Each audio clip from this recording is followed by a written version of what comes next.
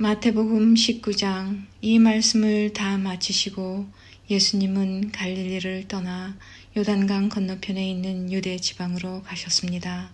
많은 사람들이 예수님을 따라오자 예수님께서는 그곳에서 그들을 치료해 주셨습니다.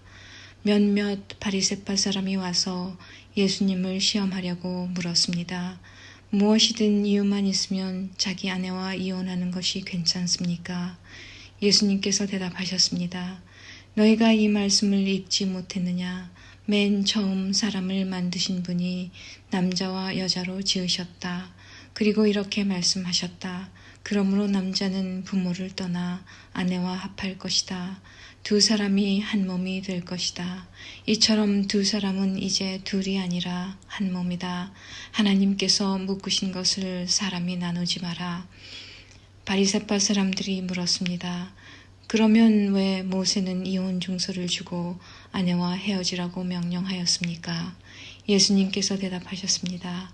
모세가 아내와의 이혼을 허락한 것은 너희 마음이 악하기 때문이다. 그러나 원래부터 그랬던 것은 아니다. 내가 너희에게 말한다. 부정을 저지르지 않았는데도 아내와 이혼하고 다른 여자와 결혼하는 것은 간음죄를 짓는 것이다. 제자들이 예수님께 말했습니다. 만일 남편과 아내와의 관계가 이와 같다면 차라리 결혼하지 않는 것이 낫겠습니다. 예수님께서 대답하셨습니다. 모든 사람이 이 말을 받아들일 수는 없다. 오직 하나님께서 허락하신 사람들만이 그렇게 할 수 있다. 어머니 배에서 나올 때부터 고자로 태어난 사람이 있고 다른 사람에 의하여 고자가 된 사람도 있고 하늘나라를 위해 스스로 고자가 된 사람도 있다. 이 말을 받아들일 수 있는 사람은 받으라. 그때 사람들이 자기의 자녀들을 데리고 와서 예수님께서 손을 얹고 기도해 주시기를 바랐습니다. 그러자 제자들이 이들을 꾸짖었습니다. 예수님께서 말씀하셨습니다. 어린아이들이 내게 오는 것을 막지 마라. 하늘나라는 이런 어린아이와 같은 사람들의 것이다. 예수님께서 어린아이들에게 손을 얹어 기도해 주시고 그곳을 떠나셨습니다. 어떤 사람이 예수님께 와서 물었습니다. 선생님, 영원한 생명을 얻으려면 어떤 선한 일을 해야 합니까? 예수님께서 대답하셨습니다. 왜 선한 것에 대하여 내게 묻느냐? 선하신 분은 오직 한 분뿐이다. 영원한 생명을 얻고 싶다면 계명을 지켜라. 그 사람이 물었습니다. 어떤 계명을 지켜야 합니까? 예수님께서 대답하셨습니다. 살인하지 마라, 간음하지 마라, 도둑질하지 마라, 거짓 증언하지 마라, 내 부모를 공경하여라, 내 이웃을 내 자신처럼 사랑하여라. 그 청년이 말했습니다. 이 모든 것을 지금까지 다 지켜왔습니다. 그 밖에 제게 부족한 것이 무엇입니까? 예수님께서 대답하셨습니다. 만일 내가 완전해지길 원한다면 가서 내가 가진 것을 다 팔아 가난한 사람에게 나누어 주어라. 그러면 하늘에서 보물을 얻게 될 것이다. 그런 후에 와서 나를 따르라. 이 말씀을 들은 청년은 매우 슬퍼하며 떠나갔습니다. 왜냐하면 그가 가진 재산이 너무 많았기 때문입니다. 예수님께서 제자들에게 말씀하셨습니다. 내가 너희에게 진정으로 말한다. 부자가 하늘나라에 들어가는 것은 어렵다. 다시 너희에게 말한다. 부자가 하늘나라에 하느님의 나라에 들어가는 것은 낙타가 바늘구멍에 들어가는 것보다 더 어렵다. 제자들이 이 말씀을 듣고 매우 놀라서 물었습니다. 그러면 누가 구원을 받을 수 있습니까? 예수님께서 그들을 보시며 말씀하셨습니다. 사람은 할 수 없지만 하나님께서는 모든 것을 하실 수 있다. 베드로가 예수님께 말했습니다. 그렇다면 모든 것을 버리고 주님을 따른 저희에게는 무엇이 있겠습니까? 예수님께서 그들에게 말씀하셨습니다. 내가 너희에게 진정으로 말한다. 나를 따라오는 너희들은 인자가 영광의 보좌에 앉는 새 시대에 12 보좌에 앉아 이스라엘 12 부족을 심판하게 될 것이다. 나를 위하여 집, 형제와 자매, 부모와 자식, 그리고 밭을 버리는 사람은 몇 배로 보상을 받을 것이며 영원한 생명을 얻을 것이다. 그러나 첫째가 꼴찌가 되고 꼴찌가 첫째가 되는 사람이 많을 것이다.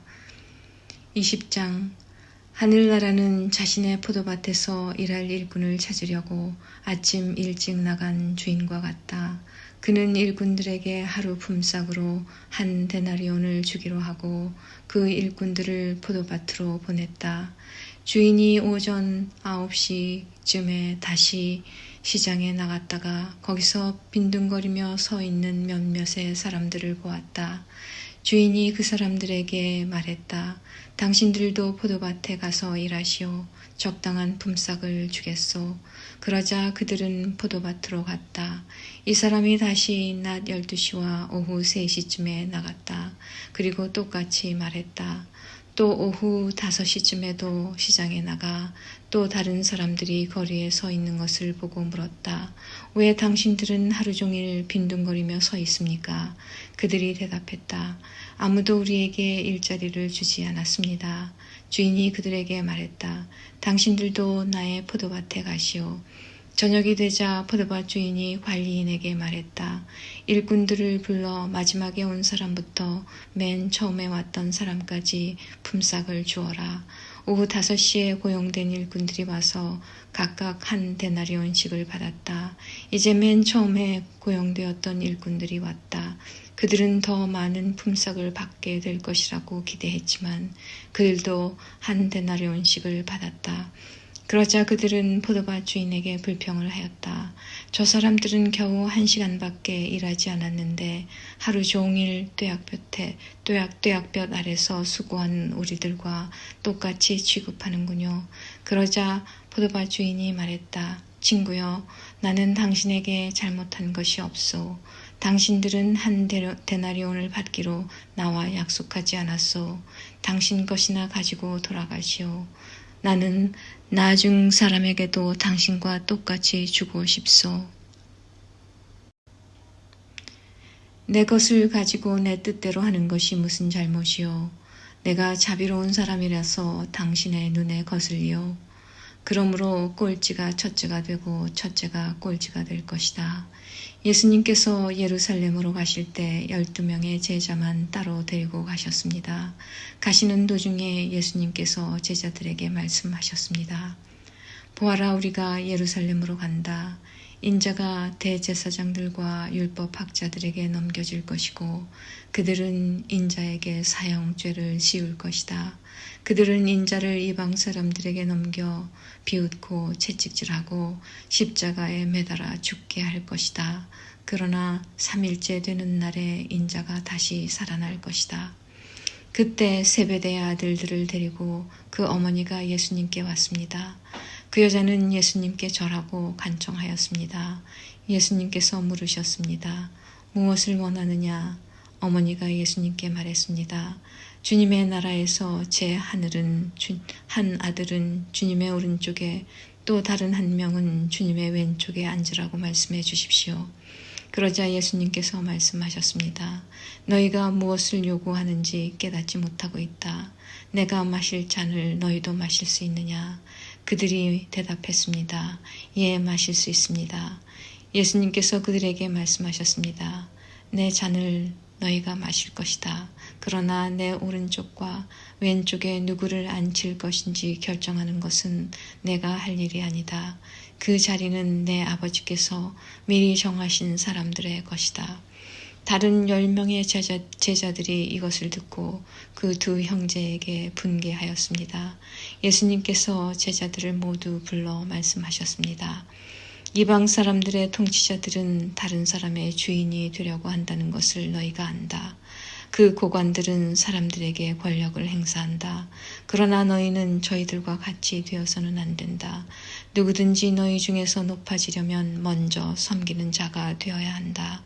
만일 누구든지 너희 가운데서 첫째가 되려면 너희의 종이 되어야 한다. 인자는 섬김을 받으러 온 것이 아니라 섬기러 왔고 자기 목숨을 많은 사람들을 위하여 주려고 왔다. 예수님과 제자들이 여리고를 떠날 때 많은 사람들이 예수님을 따라갔습니다. 보지 못하는 사람 2명이 길가에 앉아 있다가 예수님께서 지나가시는 소리를 듣고 외쳤습니다. 주님, 저희들을 불쌍히 여겨 주십시오. 다윗의 아들이시여. 사람들이 그들을 꾸짖으며 조용히 하라고 했습니다. 그러나 이 사람들은 더욱 크게 소리 질렀습니다. 주님, 저희들을 불쌍히 여겨 주십시오. 다윗의 자손이여. 예수님께서 가던 길을 멈추시더니 그 사람들을 불러 말씀하셨습니다. 내가 너희에게 무엇을 해주기를 원하느냐? 그들이 대답했습니다. 주님, 눈을 뜨기를 원합니다. 예수님께서 그 보지 못하는 사람들을 불쌍히 여기시고 그들의 눈을 만지셨습니다. 그 즉시 그들은 시력을 회복하였습니다. 그리고 나서 그들은 예수님을 따랐습니다. 21장 예수님과 제자들이 예루살렘에 가까이 오시다가 올리브산 기슭에 있는 벳바게라는 곳에 이르렀습니다. 예수님께서는 거기서 2명의 제자들을 마을로 보내셨습니다. 예수님께서 말씀하셨습니다. 너희는 맞은편 마을로 들어가거라. 그러면 당나귀 한 마리가 새끼와 함께 묶여 있는 것을 발견할 것이다. 그 당나귀를 풀어서 나에게 가져오너라. 만일 누가 너희에게 무슨 말을 하거든 주님이 필요하시답니다. 라고 하여라. 그러면 즉시 내어줄 것이다. 이것은 예언자가 말한 것을 이루려고 하신 것이었습니다.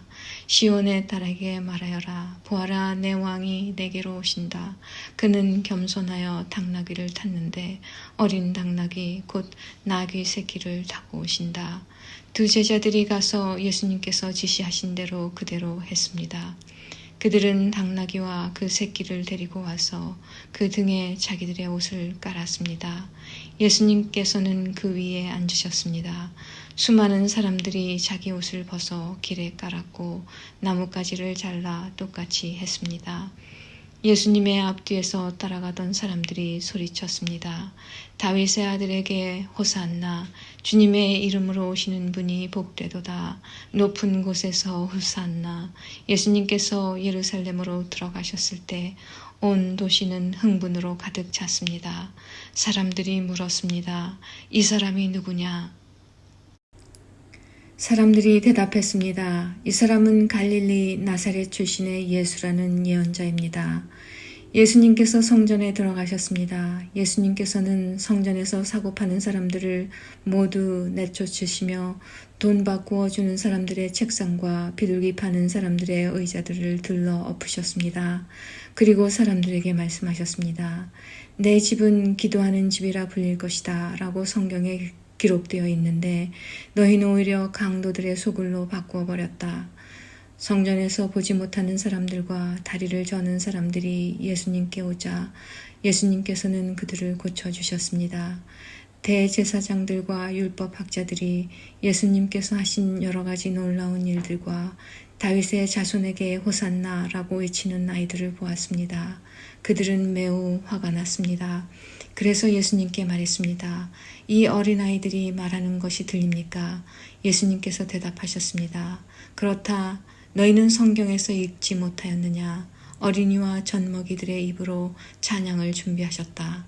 예수님께서 그곳을 떠나 베단이라는 마을로 가셔서 거기서 밤을 보내셨습니다. 아침이 되어 예수님께서 예루살렘으로 돌아오실 때 몹시 시장하셨습니다. 마침 길 옆에 있는 무화과 나무 한 그루를 보시고 나무 곁으로 가셨습니다. 그러나 그 나무에는 잎사귀만 있을 뿐 열매는 보이지 않았습니다. 예수님께서 그 나무를 향해 말씀하셨습니다. 다시는 내가 열매를 맺지 못할 것이다. 그러자 즉시 나무가 말라버렸습니다. 이것을 본 제자들이 놀라서 물었습니다. 어떻게 무화과 나무가 그렇게 빨리 말라버렸습니까? 예수님께서 제자들에게 대답하셨습니다. 내가 너희에게 진정으로 말한다. 너희가 만일 의심하지 않고 믿기만 한다면 내가 이 나무에게 한 것을 너희도 할 수 있다. 그뿐 아니라 이 산더러 산아 들려서 바다에 떨어져라 하고 말하면 이것 역시 그대로 될 것이다. 너희가 믿고 기도로 구하는 것은 모두 받을 것이다. 예수님께서 성전에 오셔서 가르치실 때 대제사장과 백성의 장로들이 와서 물었습니다. 당신은 무슨 권한으로 이런 일을 하는 것이오? 누가 당신에게 이런 권한을 주었소? 예수님께서 이들에게 대답하셨습니다. 나도 너희들에게 한 가지를 묻겠다. 만일 나에게 대답하면 내가 무슨 권한으로 이런 일을 하는지 말해주겠다. 요한의 세례가 하늘로부터 온 것이냐 아니면 사람에게서 온 것이냐. 제사장들과 장로들이 서로 의논을 하였습니다. 만일 우리가 하늘로부터 왔다고 하면 그러면 어째서 너희는 요한을 믿지 않았느냐라고 말할 것이고, 그렇다고 사람에게서 왔다고 하자니 백성들이 두렵구나. 왜냐하면 모든 백성들이 그를 예언자라고 믿고 있기 때문이다. 그래서 그들은 예수님께 대답했습니다. 우리는 알지 못하오. 그러자 예수님께서 말씀하셨습니다. 그러면 나도 너희에게 내가 어떤 권한으로 이런 일들을 하는지 말하지 않겠다. 너희는 어떻게 생각하느냐? 어떤 사람에게 두 아들이 있었다. 그가 첫째 아들에게 가서 말했다. 아들아, 오늘은 포도밭에 가서 일해라. 그 아들은 싫습니다 라고 대답했다. 그러나 나중에 마음을 바꾸고 포도밭으로 갔다. 이번에는 둘째 아들에게 가서 아까와 똑같이 말했다. 둘째 아들은 대답했다. 예, 그렇게 하겠습니다. 그러나 실제로는 가지 않았다. 두 아들 가운데서 누가 아버지의 뜻대로 행했느냐? 그들이 대답했습니다. 첫째 아들입니다. 예수님께서 그들에게 말씀하셨습니다. 내가 너희에게 진정으로 말한다. 세리와 장녀들이 너희보다 먼저 하나님의 나라에 들어갈 것이다. 요한이 올바른 길로 너희에게 왔으나 너희는 그를 믿지 않았다. 그러나 세리와 장녀들은 그를 믿었다. 너희는 이것을 보고도 여전히 회개하지 않고 그를 믿지 않았다. 다른 비유도 잘 들어보아라. 어떤 밭 주인이 있었다. 그가 포도밭을 일구고 담장을 두르고 포도즙을 짤 구덩이를 파고 망대를 세웠다. 그리고 포도밭을 농부들에게 빌려주고 여행을 떠났다. 추수할 때가 다가오자 주인은 농부들에게 종을 보내어 자기 몫의 수확을 받아오게 했다. 그러나 농부들은 그 종들을 잡아서 하나는 때리고 하나는 죽이고 또 하나는 돌로 쳐 죽였다. 그 주인은 처음보다 더 많은 종들을 그들에게 보냈다. 그러나 농부들은 그 종들에게 똑같은 짓을 했다. 결국 주인은 자기 아들을 농부들에게 보냈다. 그는 농부들이 내 아들은 존중할 것이다 라고 생각했다. 그러나 농부들은 아들을 보며 서로 말했다. 이 아들은 상속자니 이 사람을 죽이고 유산을 가로채자. 농부들은 그 아들을 잡아 포도밭 밖으로 끌고 가서 죽였다. 그렇다면 포도밭 주인이 왔을 때 이 농부들을 어떻게 하겠느냐? 그들이 예수님께 대답했습니다. 그 못된 농부들을 죽일 것입니다. 그리고 그 포도밭은 제때 수확한 것을 바칠 수 있는 다른 농부들에게 빌려줄 것입니다. 예수님께서 그들에게 말씀하셨습니다. 성경에서 이 말씀을 읽지 못하였느냐? 건축자가 버린 돌이 모퉁이의 머릿돌이 되었다. 이것은 주님께서 하신 일이니 우리 눈에 놀라운 일이다. 그러므로 내가 너희에게 말한다. 하나님께서는 하나님의 나라를 너희에게서 빼앗아 열매를 맺는 민족에게 주실 것이다. 이 돌 위에 떨어진 사람은 깨어질 것이며 또한 이 돌이 사람 위에 떨어지면 그는 산산조각이 날 것이다. 대제사장들과 바리새파 사람들은 예수님의 이 비유를 듣고 자신들을 두고 하시는 말씀이라는 것을 알았습니다. 그들은 예수님을 체포하고 싶었지만 사람들이 두려웠습니다. 왜냐하면 사람들은 예수님을 예언자로 생각하고 있었기 때문입니다. 22장 예수님께서 사람들에게 다른 비유를 들어 말씀하셨습니다.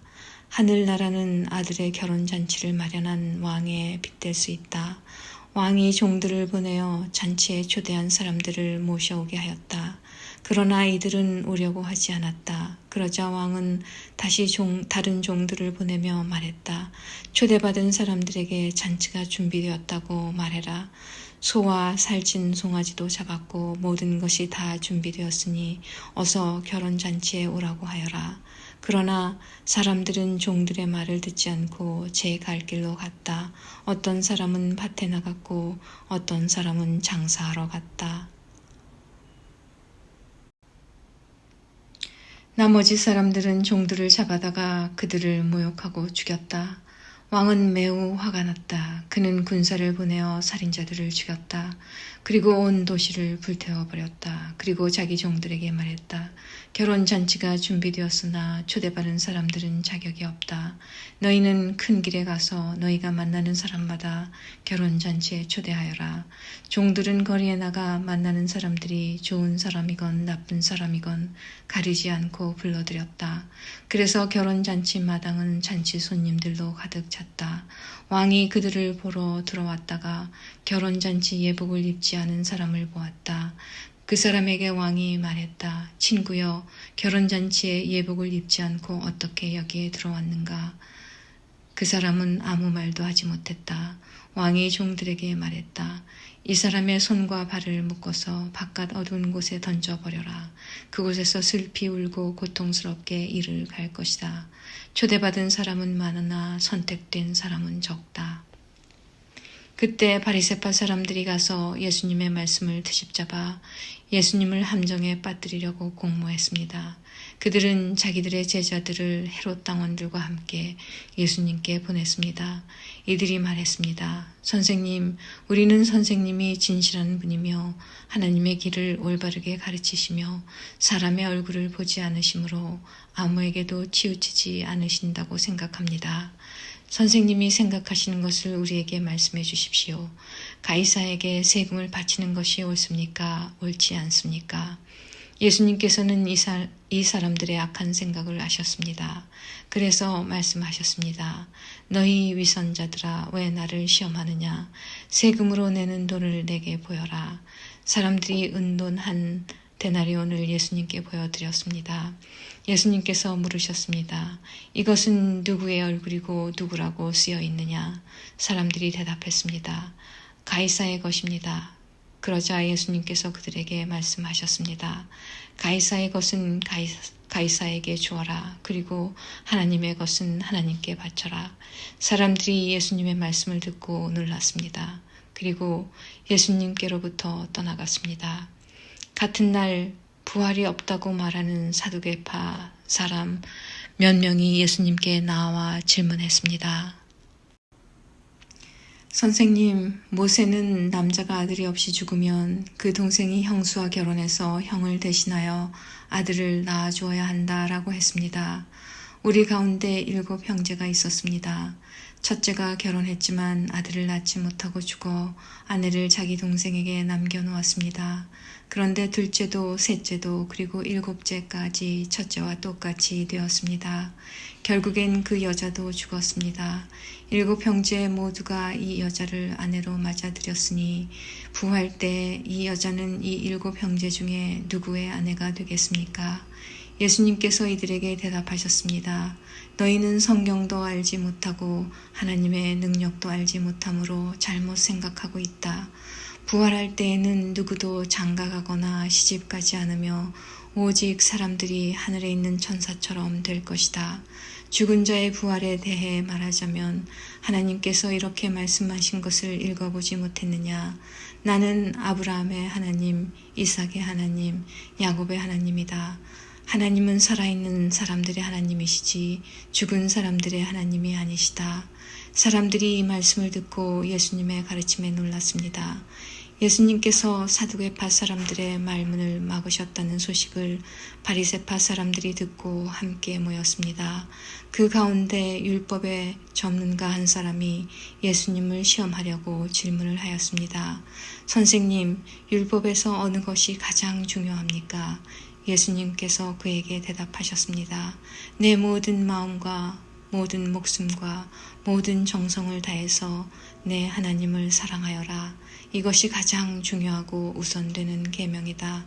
두 번째 계명은 내 이웃을 내 자신처럼 사랑하여라인데 이것도 첫째 계명과 똑같이 중요하다.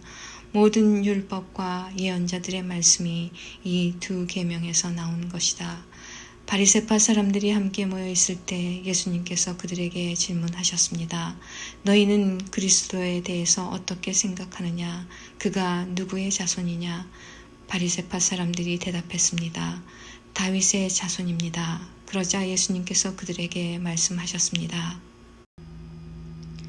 그러면 다윗이 성령의 감동을 받아 어찌 그리스도를 주님이라고 불렀겠느냐? 그는 여호와께서 내 주님에게 말씀하셨습니다. 내가 내 원수를 내 발 아래 굴복시킬 때까지 너는 내 오른쪽에 앉아 있어라 라고 말하였다. 다윗이 이처럼 그리스도를 주님이라고 불렀는데 어떻게 그리스도가 다윗의 자손이 되느냐? 아무도 예수님께 한마디도 대답하지 못했습니다. 그 이후로 아무도 예수님께 감히 질문을 하려고 하지 않았습니다.